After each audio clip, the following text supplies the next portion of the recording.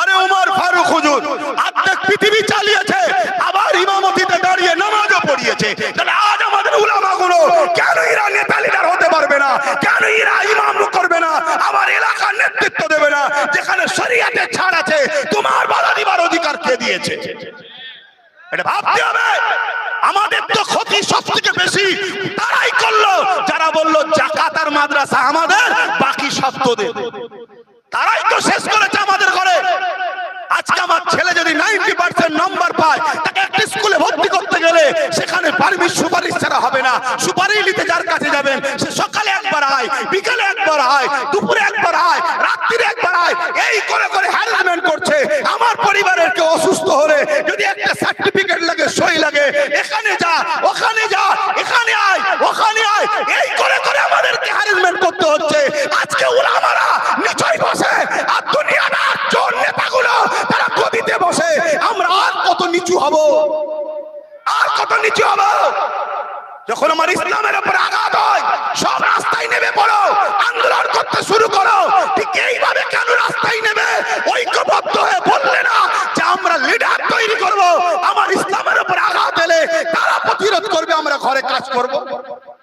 এটা ভাবলে না কেন? আজকে বলো, এই পশ্চিম বাংলায় আমরা সাধারণ আলেম মানুষ, তোমরা সাধারণ খেটে খাওয়া মানুষ, যারা বড় বড় ক্ষমতাশালী মানুষ, কই তারা কেউ প্রতিবাদ করছে? তাহলে কাদেরকে তোমরা ক্ষমতায় রাখো? আসসালামু আলাইকুম ওয়া রাহমাতুল্লাহি ওয়া বারাকাতুহু। শান্ত হন। আমরা অবশ্যই আজকে কেন এসেছি আমরা সবাই জানি। লম্বা চওড়া ভূমিকা দিবার একেবারেই সময় নাই। আল্লাহ যে এতটুকু সময় পর্যন্ত আমাদেরকে সময় দিয়েছেন, মহান স্রষ্টার কাছে কোটি কোটি শুকরিয়া আদায় করে বলি আলহামদুলিল্লাহ। যদুরহাটি থেকে হাফ কিলোমিটার আগে চলে যান, সেখান পর্যন্ত পানি হচ্ছে। আমি আমার রাস্তাটাই বললাম। তাহলে এই যে আল্লাহ আমাদেরকে যে এতক্ষণ পর্যন্ত সময় দিয়েছেন, এটাই শুকরিয়া। আমার পূর্বে অনেক ওলামা হযরতগণ তিনারা তিনাদের জ্ঞান গর্বের কথা আপনাদের কাছে আলোচনা করেছে। কে কি আলোচনা করেছে আমি প্রেজেন্ট ছিলাম না, আপনারা শুনেছেন। অবশ্যই ইনারা দায়িত্বশীল ব্যক্তি, জ্ঞানী ব্যক্তি, জাননেওয়ালা ব্যক্তি। আশা রাখছি ইনারা সব ঠিক কথাই বলেছেন। তারপরেও বক্তব্য নিজ নিজ দায়িত্বে যখন বলেছেন, সেই বিষয়টা তিনারাই সজাগ হয়েই বলেছেন। আজকের বিষয় আমরা সবাই জানি, হযরত প্রফেট মুহাম্মদ সাল্লাল্লাহু আলাইহি ওয়াসাল্লাম তিনি কুল কায়নাতের সুলতান, তিনি দোনো জাহানের বাদশাহ, নবীদের নবী। তিনাকে না বানালে কোনো কিছুই সৃষ্টি মহান স্রষ্টা করতেন না। এ বিষয়ে আমরা সবাই জানি তো নাকি? আজকে তাম পৃথিবী জুড়ে হুজুর পাক সাল্লাল্লাহু আলাইহি সাল্লামের সময় থেকে নিয়ে তিনাকে এবং তিনার দিনকে মিটাবার একটা ষড়যন্ত্র সমাজ বিরোধীরা, সন্ত্রাসীরা, জালিমরা, এক কথায় মানবরূপী পশুরা চেষ্টা করে আসছে। এই বিষয়টা আমাদের জানা আছে না? নাই, একটু সরাসরি দেবেন। ঠিক তেমনি আমেরিকা থেকে শুরু করে, ফ্রান্স থেকে শুরু করে, ইউরোপ কান্ট্রি থেকে শুরু করে হযরত প্রফেট মুহাম্মদ সাল্লাল্লাহু আলাইহি সাল্লামের উপরে বারবার কুরুচিপূর্ণ আঘাত দিবার চেষ্টা করেছে। মেডিকেল সিনেমার মাধ্যমে, ফিল্মের মাধ্যমে, মিথ্যা কিতাবের মাধ্যমে, মিডিয়ার মাধ্যমে।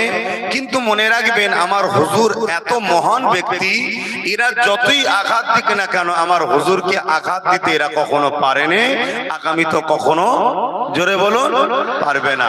কিন্তু আমরা ইউজ করি রাসূলের শানে আঘাত দিয়েছে, নবীর উপরে আঘাত দিয়েছে।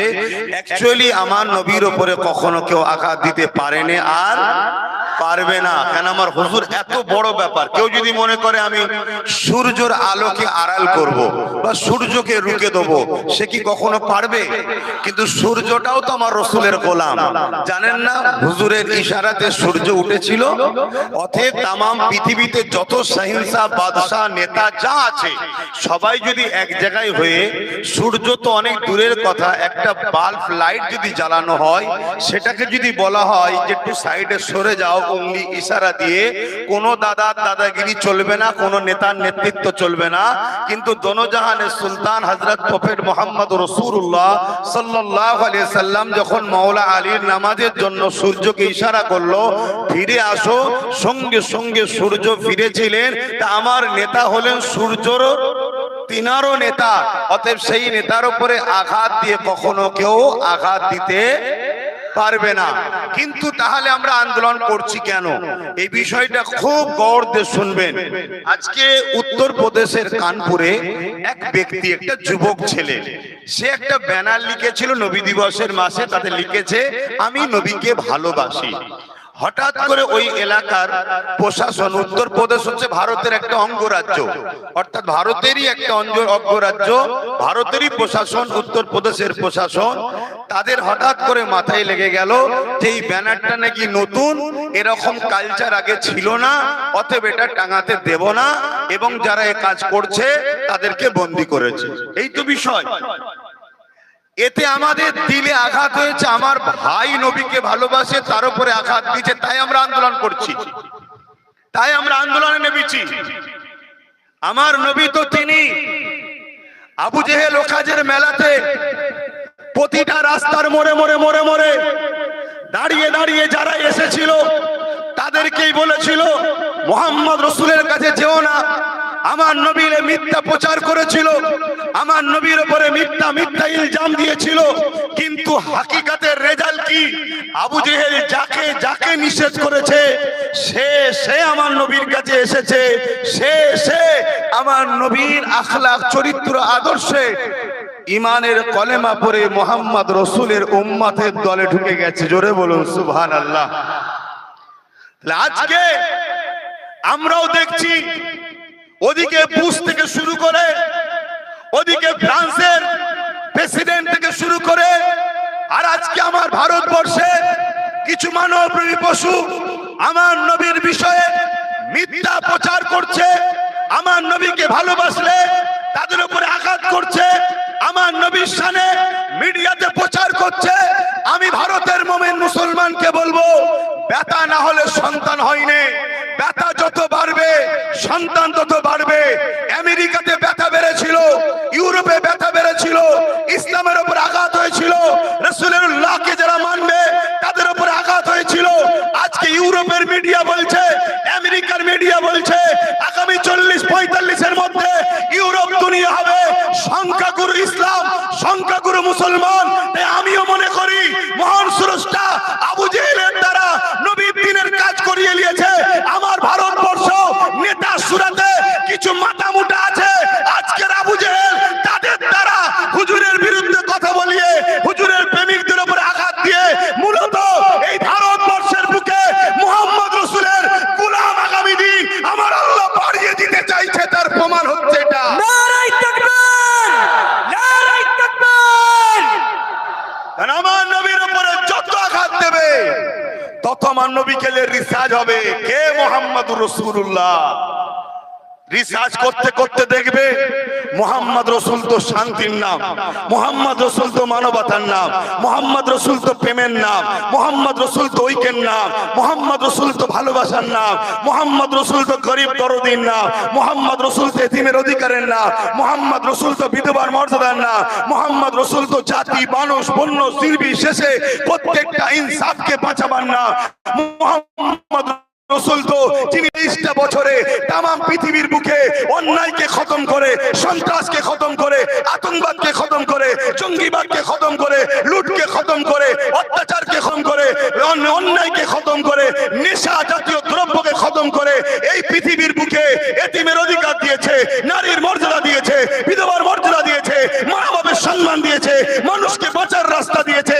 এক কথায় 23টা বছরে মুহাম্মদ রাসূলটাকে যিনি তাম পৃথিবীর বুকে সাম্য, শান্তি, ভ্রাতৃত্ব, সৌহার্দ্য, ঐক্য, একতা, প্রেম, ইনসাফ, ইনসানিয়ত, ন্যায়, সত্য প্রতিষ্ঠিত যিনি করেছে তিনি হলেন মুহাম্মদুর রাসূলুল্লাহ। নারায়ে তাকবীর।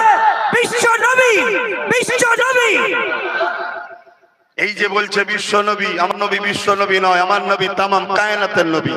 বলুন তামাম কায়নাতের নবী, কুল কায়নাতের নবী, কুল কায়নাত তো সমস্যা অনেক কিছু আলোচনা আছে, তবে আমি কিছু কথা একটু অন্য সাইডে বলবো।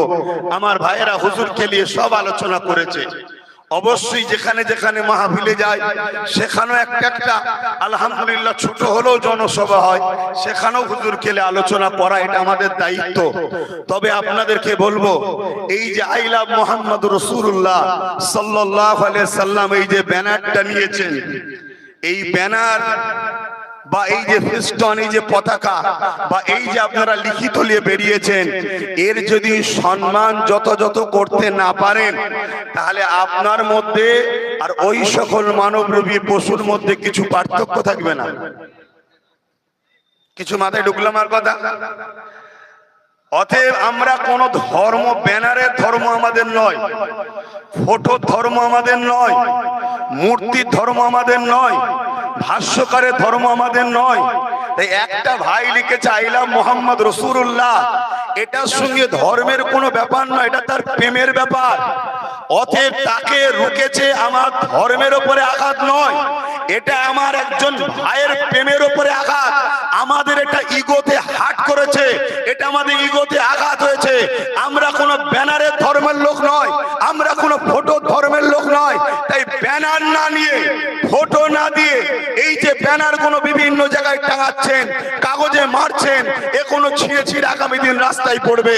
আমরা যখন রাস্তায় প্রয়োজনে ইস্তেঞ্জা বা প্রয়োজনের কাজে বসি, অনেক সময় দেখা যায় বিভিন্ন পত্রিকা পড়ে আছে, আর্থিক পত্রিকা একটা নেতার মুখ পড়ে আছে, ছাড়লেই নেতার মুখে যাবে। বুঝছেন না, বোঝেন না? তাহলে আমার হুজুরের নাম এভাবে পড়ুক, এটা আপনারা চান? জোরে বলুন। কিন্তু জনগণকে জানাবার জন্য একটা ব্যানার দরকার, এই তো রয়েছে একটা ব্যানার দরকার। বা কোন জায়গায় র্যালি হচ্ছে, একটা ব্যানারের দরকার, সেই ব্যানারটা সামনে থাকবে। যদি কেউ মনে করেন আমার জানের থেকে প্রিয় এই নামটা আমি তৈরি করছি, নিজের দায়িত্বের হেফাজত করব, তাহলে তার জন্য ব্যানার করতে পারেন, কোনো আপত্তি নাই। কিন্তু আপনারা আবেগে ব্যানার তৈরি করলেন, ওই ব্যানার নিয়ে হই হই করলেন, তারপরে ব্যানারটা ফেলে দিলেন বা ফেস্টনটা ফেলে দিলেন, তাতে আমার নবীর নাম লেখা আছে। শোনো যুবকেরা, আমার রসুল এত বড় ব্যাপার, আমার রসুলকে নিয়ে আমার দেশের কোন টাকলা কি বললো, আমার দেশের কোন মাতাল কি বললো, পশু কি বললো, এতে কোনো যায় আসে না। আমার নবী এত ব্যাপার, যেমন চামচিকে ডানা মেলে চাঁদের আলোকে রুখতে গেলে চাঁদের যেমন কোনো যায় আসে না, চাঁদও হলো মুহাম্মদ রাসূলুল্লাহর গোলাম। তাই তো হাবিব ইয়ামকে যখন রাসূলুল্লাহ বলেছিলেন আকাশে দেখতে চাও তো চাঁদকে আমি দু টুকরো করে দিচ্ছি, আমার নবী উংলি ইশারা করতে দেরি, এক টুকরো আবু কুবাইস পাহাড়ের এই দিকে, আর এক টুকরো আবু কুবাইস পাহাড়ের ওই দিকে। এই দৃশ্যটা ভারতবর্ষে কেরলের রাজা চিরামান দেখেছিল। সে পরবর্তীতে যখন জানলো এই চাঁদটা টুকরো করেছিল মুহাম্মদ রাসূলের উংলির ইশারাতে, ভারতবর্ষের রাজা চিরামান মক্কার জমিনে গিয়ে ঈমানের কলেমা পড়ে মুহাম্মদ রাসূলের গোলাম হয়ে গিয়েছিল। নারায়ে তাকবীর, নারায়ে তাকবীর। আমার নবী এত বড় ব্যাপার, এই বলে যায় মিম অক্ষরটা মুহাম্মদ রাসূল সাল্লাল্লাহু আলাইহি ওয়াসাল্লামের মিম অক্ষরটা যদি এক দাড়ি পাল্লায় রাখা হয়, আর বাকি আল্লাহ যা বানিয়েছে কুল কায়নাতে সবটাকে যদি এক পাল্লায় রাখা হয়, মুহাম্মদ রাসূলের মিমটা আদব, সম্মান, ভালোবাসা, প্রেম সব দিক দিয়ে ভারী হবে। জোরে বলুন সুবহানাল্লাহ। তিনি হলেন মুহাম্মদ রাসূল। আপনারা আমাকে ভুল বুঝছেন না তো? ব্যানার তৈরি করেছেন, যখন আমি এখানে বসে বক্তব্য দিচ্ছি, আমার ওই ভাইটার হাতে ব্যানার, ওটা দাঁড়াও, আমি কোথায়, তোমার ব্যানার কোথায় বল? আমি তোমার হাতের ব্যানারের উপরে দাঁড়িয়ে আছি। আহলে সুন্নাত ওয়াল জামাতের আকীদা এটা বিয়াদবি। হযরতে শেখ সাদি রহমাতুল্লাহ আলাইহি বলছে 70 বার যদি কেউ মিশকে আম্বাত দিয়ে গালকে কুলচি করে যদি ধোয়, তারপরেও যদি আমার রাসূলুল্লাহর কেউ নাম নেয়, ওটাও বিয়াদবি। আমার নবীকে চিনতে পারছো যুবক? বলো না, চিনতে পারছো? তোমাদের কাছে অঙ্গীকার নিতে হবে না যে নবীর জন্য জান দিতে হবে কিনা। আমি এতটুকু জানি, আল্লাহ যাকে চাইবে জান্নাত দেবো, তাকে নবীর জন্য জান আল্লাহ দিয়ে নেবে। এটা থাকা দরকার আছে না নাই? আজকে বাদুরিয়া আহলে সুন্নাত ওয়াল জামাতের শাখা কমিটির ব্যবস্থাপনায়, আমার এলাকার যুবক ছেলেদের ব্যবস্থাপনায় এবং উলামা ভাইদের আগমনে, আপনারা বিশেষ করে আমার নবীর নওজোয়ান যুবক উম্মত আপনাদের আগমনে আজকের এই প্রোগ্রাম এখানে হচ্ছে। দ্বিতীয় আরেকটা কথা, এই যে হঠাৎ করে বললো ব্যানারে লেখা যাবে না, এটার পিছনে আরো কিছু রহস্য থাকতে পারে না। আবু জেহেলকে জিজ্ঞেস করা হয়েছিল গোপনে, তার বন্ধু, যে মোহাম্মদ রসুলকে তুমি কি সত্যি মনে করছো জাদুকর? আবু জেহেল বলেছিল, আরে বোকা, মোহাম্মদ রসুল বেশক হক ও নবী। বলুন সুবহানাল্লাহ। তাহলে মানছো না কেন? বলছে, মানলে আমার অন্যায়ের, জুলুমের, অত্যাচারের রাজত্ব চলে যাবে। আমি যে ফ্যাসিস্ট চিন্তা ভাবনাতে মানুষের যে খোলাসে যে বসে আছি, মোহাম্মদ রসুল বলছে মানুষ কখনো মানুষের দাসদাসী হবে না, মানুষ একমাত্র স্রষ্টার দাসদাসী হবে। এই দাসত্ব প্রথাকে মোহাম্মদ রসুল ভেঙে দিতে এসেছে। যদি মোহাম্মদ রসুলকে মেনে নি, তাহলে আমার দাসত্ব প্রথার সাম্রাজ্য চলে যাবে। তা আজকে আমার ভারতবর্ষে, সে ওপরের দাদা হোক আর নিচের দিদি হোক, ইনারা কি জানে না মোহাম্মদ রসুলটাকে? আপনাদের কি মনে হয় জানে না? 100% জানে, আমাদের থেকে অনেক ভালো জানে। আমরা তো রিসার্চ করা বন্ধ করে দিয়েছি, তারা কোটি কোটি ডলার দিয়ে রিসার্চ করছে আমার রসুলকে নিয়ে, আরো ভালো জানে। তাহলে এই আঘাত দিবার কারণ কি? আমার মনে হয় এই আঘাত দিবার কারণ একটা, আমাদের ব্রেনকে এই দিকে ঢুকাতে চাইছে। সমাজে শিক্ষা নাই, সমাজে কারবার নাই, সমাজে এডুকেশন নাই। কেউ বলেছিল 2 কোটি চাকরি দেবো, এত বছর ক্ষমতায় বসে আছে, চাকরি তো নয়। কেউ বলেছিল সমাজের উন্নতি করব, উত্তরপ্রদেশে 5000 স্কুল বন্ধ হয়ে গেছে। উত্তরপ্রদেশের দলিতরা রাস্তায় বেরোলে মার খাচ্ছে, আদিবাসীরা মার খাচ্ছে, এসটিরা মার খাচ্ছে, এসসিরা মার খাচ্ছে। উত্তরপ্রদেশের হালত বড় খারাপ। উত্তরপ্রদেশের আইন ব্যবস্থা ধ্বংস হয়ে গেছে। উত্তরপ্রদেশের জঙ্গল রাজ চলছে, উত্তরপ্রদেশে গুন্ডা রাজ চলছে। এই জঙ্গল রাজ, গুন্ডা রাজকে চেপে দিবার জন্য এমন একটা ইস্যু তৈরি করো, যে ইস্যুতে মুসলমানরা দাড়ি টুপি দিয়ে রাস্তায় নেবে, নারে তাকবীর, আল্লাহু আকবার দেবে। আর এই সুযোগে রাতের অন্ধকারে আমি অমুসলিমদের পাড়ায় গিয়ে বলবো, দেখেছিস মোল্লারা পাকিস্তান বানাচ্ছে, আমাকে রাখ, বুলডোজার বাবা ওদেরকে সাইজ করব। এটা মনে হয় তার নাকামিকে ঢাকার জন্য মোহাম্মদ রসুল লিখার জন্য আঘাত করেছে না? এটা যদি নতুন হয়, এই ভারতবর্ষে একমুখ হনুমানটার যে ছবি, ওটাও নতুন। এই ভারতবর্ষে লাভ জিহাদের নামে পিটা, ওটাও নতুন। এই ভারতবর্ষে গোরক্ষা বাহিনীর নামে পিটা, ওটাও নতুন। এই ভারতবর্ষে জয় শ্রীরামের নামে মারা, এটাও নতুন। তাহলে এইগুলোকে রুখা হচ্ছে না। আই লাভ মোহাম্মদ রসুল লিখার জন্য রুখবে কেন? মূলত এদের উদ্দেশ্য, এরা এদের নাকামিকে, এরা এদের কমজোরিকে, এরা যে নাকাম হয়েছে, এটাকে ঢাকার জন্য আমাদেরকে এইরকম একটা ইস্যু তৈরি করে, এরা এদের অন্যায়, জুলুম, অত্যাচার, চুরি, ডাকাতি, খুন, এরা যে বেকার, এটাকে চাপার একটা পরিকল্পনা করছে। হতে পারে না, পারে না। তাহলে কি আন্দোলন বন্ধ হয়ে যাবে? না, আন্দোলন বন্ধ হলে ঈমান থাকবে না। ইমাম মালিক হুজুর বলেছে যে আমার রাসূলুল্লাহ ব্যাপারে কেউ যদি আঘাত দিবার চেষ্টা করে, তুমি যদি তার বিরুদ্ধে সংগ্রাম না করো, তোমার মধ্যে ঈমান থাকতে পারে না। এটা অন্য বিষয় নয়। নামাজের বিষয়ে আঘাত, রোজার বিষয়ে আঘাত, হজের বিষয়ে আঘাত, অন্য বিষয়ে আঘাত, এটা আলাদা বিষয়। মুহাম্মদ রাসূলের বিষয়টা সম্পূর্ণ আলাদা বিষয়। তাই আমার রাসূলের উপরে আঘাত দিবার কেউ চেষ্টা করলে, আঘাত তো দিতে পারবে না, আমরাও জানি। কেউ চেষ্টা করলে ওই জালিম আবু জেহেলের বিরুদ্ধে, আজকের আবু জেহেলদের বিরুদ্ধে আমরা বেলালের মতো, আমরা সাহাবা হুজুরদের মতো তাদের উত্তরসূরি হয়ে এদের বিরুদ্ধে আমাদের আন্দোলন সংগ্রাম চলবে না, চলবে না। হাত তুলে সাক্ষী দেন, চলবে না, চলবে না।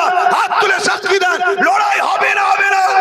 এই লড়াইয়ে যদি রাজি থাকে, তাহলে যারা বসে আছেন উঠে দাঁড়ান, আজ থেকে অঙ্গীকারবদ্ধ হন, আমরা লড়াই করব, আমরা লড়াই করব, আমরা জীবন দেব, আমরা লড়াই করব।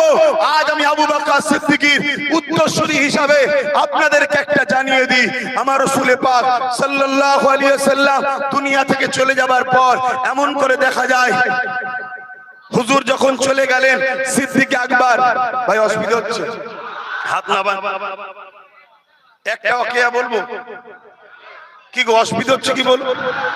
আল্লাহ যখন একটু ছাড় দিয়েছে আমরা একটু বলে নিই না। আমি তো ভাবছিলাম না হবে হয়তো, আল্লাহ যখন এখনো ধরে রেখেছে যে হোস না বাদুরাই আমার হাবিবের পক্ষে আলোচনা হচ্ছে, হোস না, নারাই তাকবীর, নারাই তাকবীর। তাহলে একটু বলি। আর আমাদের তো জানা নাই যে এখনো ধরে রাখবেন খোদা, তাহলে উলামা ভাইগুলোকে একটু বেশি করে দেওয়া যেত। আর উলামা ভাইরাও তো জানে না যে আল্লাহ ধরে রাখবে কতক্ষণ, কি আমাদের কারো জানা আছে? আল্লাহ ও রসুল ভালো জানে। বলুন আল্লাহ ও আল্লাহ ও আল্লাহ ও। কিছু মৌলী সাহেব বেরিয়েছে, শুধু বলছে আল্লাহ জানে আল্লাহ জানে আল্লাহ জানে, নবী জানে না। খুব সাবধান, আকীদা ভুল। আর এই জন্যই তাজ আমাদের শেষ হচ্ছে। আল্লাহ জানে, আল্লাহকে কেউ জানায়নি, রসুল জানে, রসুলকে আল্লাহ জানিয়েছে। যাক, আমি অন্যদিকে চলে যাচ্ছি। হযরত আবু বকর সিদ্দিক যখন খলিফা হলেন, সুলতান হলেন, শাহিনশাহ হলেন, আর্ধেক পৃথিবীর ক্ষমতায় বসলেন, তখন হযরত আবু বকর সিদ্দিক রাদিয়াল্লাহু তাআলা আনহু সময় এক ব্যক্তি, নাম তার মুসাইলামাতুল কাজ্জাব, সে খতমে নবুয়তের উপরে আঘাত দিবার চেষ্টা করলো।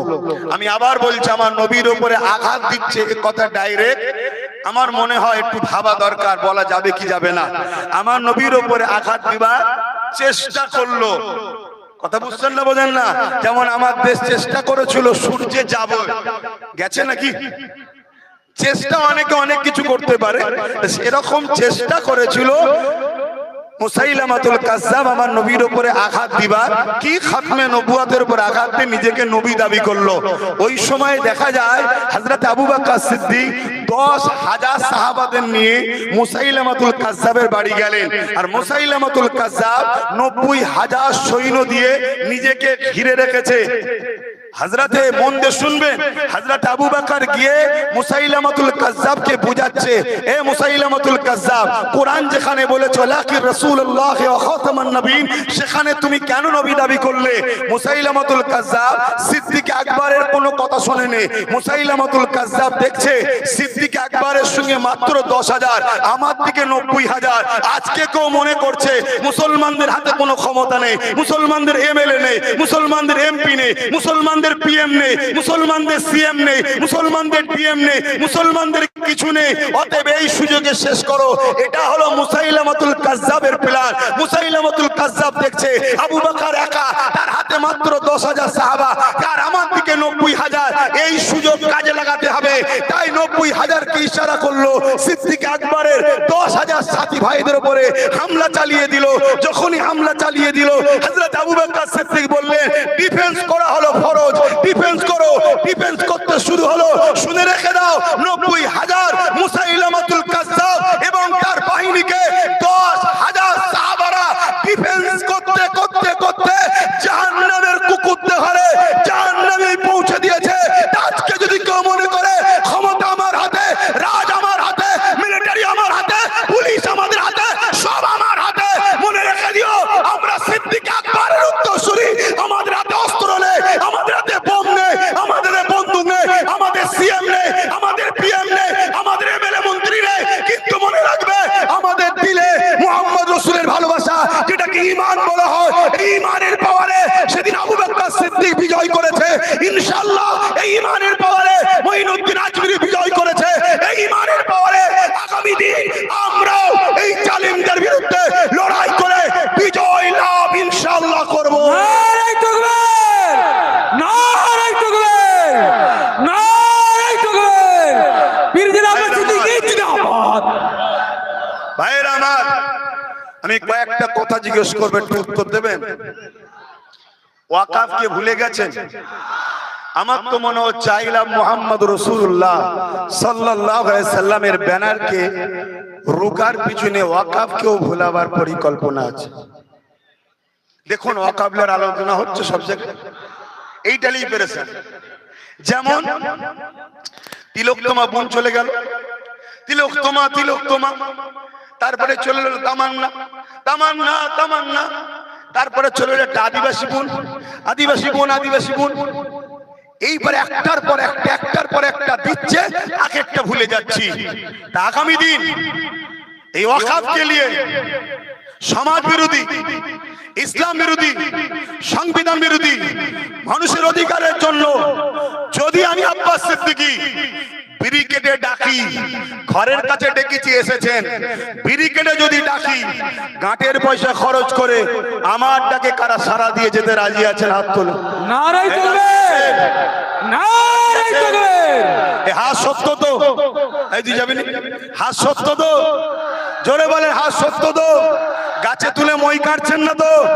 শুনে রাখেন, নিজের জন্য লড়াই করিনি। যদি নিজের জন্য লড়াই করতাম, যেদিন বাপ মাকে গাল দিয়েছিল সেদিন রাস্তায় নামতাম। নিজের জন্য যদি লড়াই করতাম, যেদিন দাদুকে গাল দিয়েছিল সেদিন রাস্তায় নামতাম না।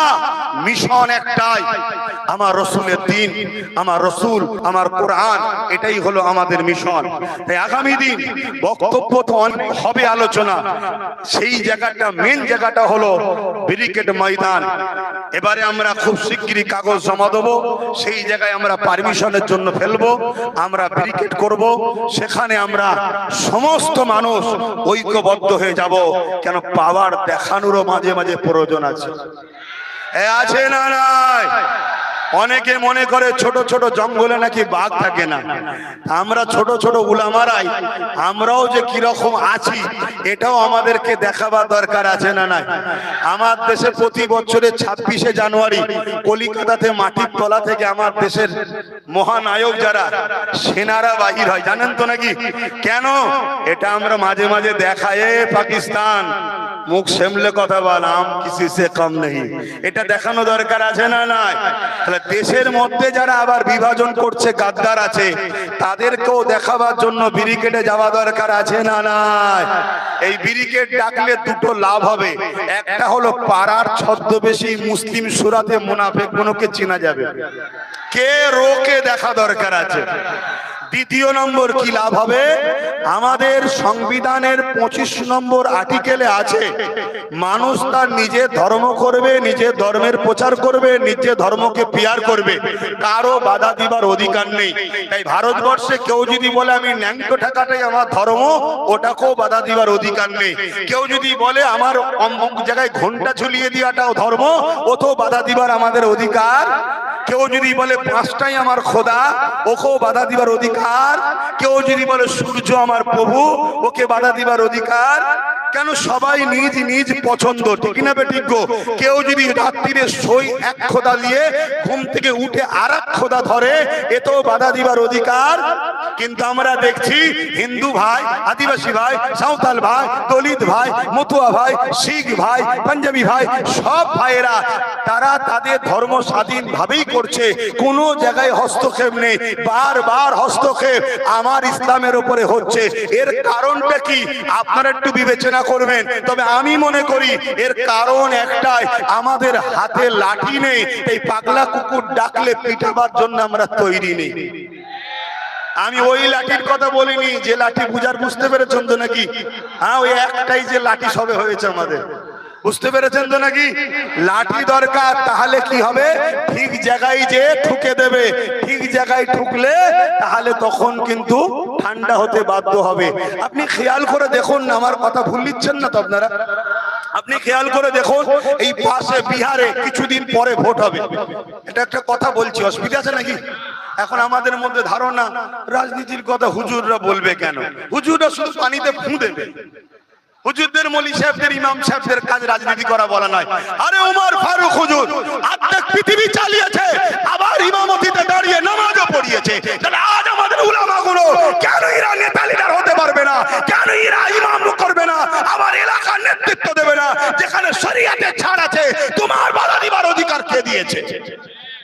এটা ভাবতে হবে। আমাদের তো ক্ষতি সব থেকে বেশি তারাই করলো যারা বললো জাকাত আর মাদ্রাসা আমাদের, বাকি সব তোদের। তারাই তো শেষ করেছে আমাদের ঘরে। আজকে আমার ছেলে যদি 90% নাম্বার পায়, তাকে একটা স্কুলে ভর্তি করতে গেলে সেখানে পারমিট সুপারিশ ছাড়া হবে না। সুপারিশ নিতে যার কাছে যাবেন, সে সকালে একবার একবার আয়, বিকেলে একবার আয়, দুপুরে একবার আয়, রাত্রিরে একবার আয়, এই করে করে হ্যারাসমেন্ট করছে। আমার পরিবারের কেউ অসুস্থ হলে যদি একটা সার্টিফিকেট লাগে, সই লাগে, এখানে যা, ওখানে যা, এখানে আয়, ওখানে আয়, এই করে করে আমাদেরকে হ্যারাসমেন্ট করতে হচ্ছে। আজকে উলামারা নিচয় বসে আর দুনিয়ার চোর নেতাগুলো তারা গদিতে বসে। আমরা আর কত নিচু হব, আর কত নিচু হব? যখন আমার ইসলামের উপর আঘাত হয়, সব রাস্তায় নেমে পড়ো, আন্দোলন করতে শুরু করো। ঠিক এইভাবে কেন রাস্তায় নেমে ঐক্যবদ্ধ হয়ে বললে না যে আমরা লিডার তৈরি করব, আমার ইসলামের উপর আঘাত এলে তারা প্রতিরোধ করবে, আমরা ঘরে কাজ করব? এটা ভাবলে না কেন? আজকে বলো, এই পশ্চিম বাংলায় আমরা সাধারণ আলেম মানুষ, তোমরা সাধারণ খেটে খাওয়া মানুষ, যারা বড় বড় ক্ষমতাশালী মানুষ, কই তারা কেউ প্রতিবাদ করছে? তাহলে কাদেরকে তোমরা ক্ষমতায় রাখো? এবং ভাবো আমার কম। একটা ছোট্ট কথা বলতে গিয়ে চলে গেলাম। বিহারে ভোট হচ্ছে, জানেন তো নাকি কদিন পরে? তো এই ভোটেতে সম্ভবত লালু যাদব না কি বলে, তার ছেলেকে জিজ্ঞেস করছে যে আইলা মোহাম্মদ সাল্লাল্লাহু আলাইহি ওয়াসাল্লাম পুরো দেশে একটা আলোচনা চলছে, এলি আপনার রায় কি? তখন সে উত্তর দিচ্ছে, আমি বিহার নিয়ে পেরেশানি আছি। ভাবো ভাবো, আর ওই রকম লোককে 14% বিহারের মুসলমান ভোটে প্রধান মুখ্যমন্ত্রী করবে বা জিতাবে, যার তোমার নেতার বিষয়ে কোনো চিন্তা ভাবনা নেই, কথা বলার একটা শব্দও নেই যে না এটা যোগী প্রশাসন অন্যায় করছে, এতটুকু তো বলতে পারতো না। তুমি ভাবো আমার তো, যেমন আমার রাজ্যে কেউ বললো কি যে ওয়াকাবলে আন্দোলন এখানে নয়, দিল্লি চলে যাও, বলেছো না বলেনি? এই তো চলছে আমাদের অবস্থা। অতএব জাইলা মুহাম্মদ সাল্লাল্লাহু আলাইহি ওয়াসাল্লামের বিরুদ্ধে যে প্রশাসন বা যারা আঘাত দিয়েছে, তার থেকে বড় আসামি আমরা। আমরা সারা জীবন একে বাঁচাও, একে রোকো, একে বাঁচাও, একে রোকো, একে বাঁচাও, একে রোকো। একবারও আমরা ভাবলাম না আমরা কবে উঠবো, আমরা কবে দাঁড়াবো, আমার কম কবে দাঁড়াবে, নিজেদের কখন পাওয়ার আসবে, একবারও আমরা ভাবিনি। এই জন্য আজকে আমাদের এই দুর্দশা হচ্ছে। মনে রাখবেন, মুফতি যদি ফতোয়া দেয়, মুফতি কাটলে মানায়। এখন এখান থেকে উলামারা যদি একটা ফতোয়া দেয়, আপনারা যদি সাধারণ ছেলে, স্কুলেও হয়তো যায়নি, আপনি যদি বলেন ফতোয়াটা ভুল হয়েছে, এটা কি হাস্যকর নয়? একটু সারা দেন না। আমার এই কথাই কি রেগে গেলেন নাকি? মনে কষ্ট হলো? কারা কারা আমার সঙ্গে একমত হাত তুলে দেখান। একমত তো নাকি? ভয় খাচ্ছে? আর কত ভয়কে থাকবেন? সব আঘাত দিতে দিতে দিতে দিতে আমাদের জানের থেকে বেশি প্রিয় সেই রসুলের নাম লেখাতে এখন অ্যালার্জি হচ্ছে। এখনো বুঝতে আমাদের বাকি। ওই উত্তরপ্রদেশে এই টাকলা আসার আগে যতগুলো সরকার ছিল সব সেকুলারের নামে, আজকে যখন এত বড় একটা অন্যায় হচ্ছে, সেই প্রধানগুলো মুসলমানের পাশে কি দাঁড়িয়েছে? আজকে আমরা যাদেরকে সেকুলার মনে করে ছুটছি, কাল একটা দিন আসবে এরাও সব শীতের ঘুম ঘুমাবে, আমরা একা ফেঁসে যাব। অতএব সময় থাকতে থাকতে নিজের হাতে লাঠি তৈরি করো, বোঝার হয় বোঝো, আর যদি খারাপ লাগে তাহলে আমার কিছু বলার নেই, আমার থেকে দূরে থাকবে। কি ভাইয়েরা, উলামা ভাই অসুবিধা হচ্ছে নাকি? এখন উলামারা বলতেও তো ভয় খাবে, কেন? সামনে ক্যামেরা, সামনে ক্যামেরা। তাহলে বলেন আজকে উলামাদের স্বাধীনতা কোথায়? এ মুসলিম যুবক বলো, তোমাদেরকে যারা নামাজ শেখায়, রোজা শেখায়, আল্লাহ চিনায়, নবী চিনায়, দরুদ পড়ায়, তোমাদের জন্য হাত তুলে তুলে দোয়া চায়, সেই উলামাদের নিরাপত্তা কোথায়? রাত্রিরে জলসা করে আসবে, ঘরে ফিরবে, কোনো নিরাপত্তা নাই। কেন? একদল বাঁদর ইদাল উদাল লাফালাফি করছে, কখন যে কাকে ধরে আটকে দিয়ে বিভিন্ন স্লোগানে মেরে ফেলবে কোনো গ্যারান্টি নাই। আর যখনই মেরে ফেলবে তোমরা রাস্তায় নামবে, তাদেরই পুলিশ আসবে, এসে তোমাদেরকে বলবে সব থেকে দিচ্ছি, সব থেকে দিচ্ছি। 2-5 জনকে সামনে ধরতে ঢুকবে, হালকা ধারা দেবে, পরের দিন জামিন হয়ে যাবে, তোমরাও ঠান্ডায় ঘরে চলে গেলে। তাহলে যারা তোমার দিনের প্রচার করছে তাদের জন্য তোমরা কি করেছো বলো? ভাবো যুবক, ভাবো, যে জাত তাদের উলামাকে সম্মান করে না, যে জাত তার ধর্ম নেতাকে ভালোবাসে না, সে জাতের উপর আল্লাহর লানত হবে না তো কি কি হবে? ভাবো ভাইয়ের আমার, ইমাম যদি নাও দাঁড়ায়, ইমাম তো শিক্ষা দিতে পারে। আলেম যদি নিজে ডাইরেক্ট নাও আসে, আলেম তো তার অনুসারীদের ঘরে শিক্ষা তো দিতে পারে যে বাবারা খবরদার সুদের সাথে, জুলুমের সাথে, ঘুষের সাথে, মিথ্যার সাথে থাকিস না। এটা বলা দরকার আছে না? না, কিন্তু সেই বলার অধিকার উলামাদের আছে আজকাল? তো ভাইয়ের আমার, একদম শেষ কথা বলছি, তাহলে মুফতি যদি ফতোয়া দেয়, মুফতি যদি ফতোয়া কাটে যে ভুল হয়েছে, মানাবে। একটা ডাক্তার যদি প্রেসক্রিপশন করে, ওই প্রেসক্রিপশনের যদি আরেকটা ডাক্তার বলে যে ট্রিটমেন্ট ভুল হয়েছে, তাহলে মানাবে। কিন্তু একটা আম লোক যদি বলে, এটা কখনো মানাবে? তাহলে একটা রাজনীতির নেতা যখন তোমার উপরে বা ইসলামের উপরে আঘাত দিল, তার প্রতিরোধ তোমার আমার মতো কোটি কোটি লোক করে কিচ্ছু লাভ নাই। সেই রকম যখন নেতা পাঠিয়ে দিয়ে তারা ভেতরে ঠান্ডা ঘরের মধ্যে যখন মারপিট করবে, ওই লড়াইটাই কিন্তু সাকসেসফুল হবে। তাহলে বলো, আগামী দিন নিজেদের কথা নিজেদেরকে ভাবা দরকার আছে না নাই? তো যাক, আমি অনেক সময় আপনাদেরকে নিয়ে ফেললাম, এর জন্য আপনারা কষ্ট পেলেন। এখন আমি আবার একটা শেষ কথা বলবো, ব্যানারটা কিন্তু খুব সাবধান। অনেকে গাড়ির সামনে, মোটরসাইকেলের সামনে লাগাচ্ছে বা গেঞ্জি তৈরি করছে, ওই গেঞ্জি নোংরা কাপড়ের সঙ্গে কাচবেন, এটা কিন্তু ইমানের ক্ষতি হবে, এটাও মাথায় রাখবেন। তো প্রতিবাদ আগামী দিন হবে না? হবে না? শুধু আই লাভ মোহাম্মদ সাল্লাল্লাহু নিয়ে নয়, পাশাপাশি অকাবলিও প্রতিবাদ হবে। যাবার সাথে সাথে একটা স্লোগান দিয়ে যাবেন। অসুবিধা হচ্ছে না? 10 মিনিট বলবো। কারা বলতে বলছেন হাত তুলে দেখান। আর 10 মিনিট বলবো? তাহলে আসুন আমার সাথে একটু স্লোগান দেন। আমি বলবো আই লাভ, আপনারা বলবেন ইয়া রাসূলুল্লাহ। আমি বলবো আই লাভ, আপনারা বলবেন ইয়া। কেন মোহাম্মদ শুধু নামটা লিয়াটাও বিয়াদবি, সাল্লাল্লাহু আলাইহি সাল্লাম বলতে হয়, যেটা আমাদের সাধারণ ছেলে বোঝে না। তাই ইয়া রাসূলুল্লাহ বলুন। আই লাভ, আই লাভ, ইয়া রাসূলুল্লাহ, আই লাভ। ইয়া রাসূলুল্লাহ, হাত দুটো তুলুন। লব্বাইক, লব্বাইক, ইয়া রাসূলুল্লাহ, লব্বাইক, ইয়া রাসূলুল্লাহ, লব্বাইক, ইয়া রাসূলুল্লাহ, লব্বাইক। ইয়া রাসূলুল্লাহ। আমি বলবো সৈয়দি ও মুর্শিদি, আপনারা হাত তুলে তুলে বলবেন ইয়া নবী, ইয়া নবী। আমাদের সরদার, আমাদের মুর্শিদকে হুজুর পাক সাল্লাল্লাহু আলাইহি ওয়াসাল্লাম সৈয়দি ও মুর্শিদি, ইয়া নবী, ইয়া নবী, সৈয়দি ও মুর্শিদি, ইয়া নবী, ইয়া নবী, সৈয়দি ও মুর্শিদি, ইয়া নবী, সৈয়দি ও মুর্শিদি।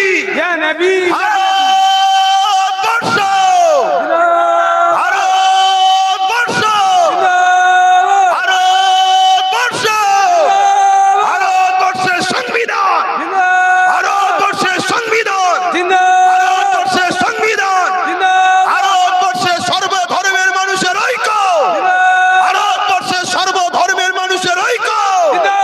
সংবিধান বিরোধীরা দূর হটো, সংবিধান বিরোধীরা দূর হটো, সম্প্রীতি প্রেমিকরা দূর, সম্প্রীতি প্রেমিকদের বিরোধীকারীরা দূর হটো, সম্প্রীতি প্রেমিকদের বিরোধীরা দূর হটো। ভারতবর্ষ। আলহামদুলিল্লাহ, আপনারও এতক্ষণ সময় দিয়েছেন, এর জন্য আল্লাহর কাছে শুকরিয়া। কেন আপনাদেরকে আমি রাখিনি, আল্লাহ রেখেছে। দ্বিতীয়, আল্লাহ যে এই ধরনটা রেখেছে, এর জন্য আল্লাহর কাছে শুকরিয়া। আলহামদুলিল্লাহ। এখন যিনি সঞ্চালক, তিনাকে দেয়া হচ্ছে। হুঁশ হারিয়ে প্রতিবাদ করবেন না। আপনারা যদি এই প্রতিবাদের নামে ভাই একটা কথা, আমাদের লড়াই কি কোনো হিন্দুদের বিরুদ্ধে? একটু আওয়াজ দে, আওয়াজ দে, আওয়াজ দে।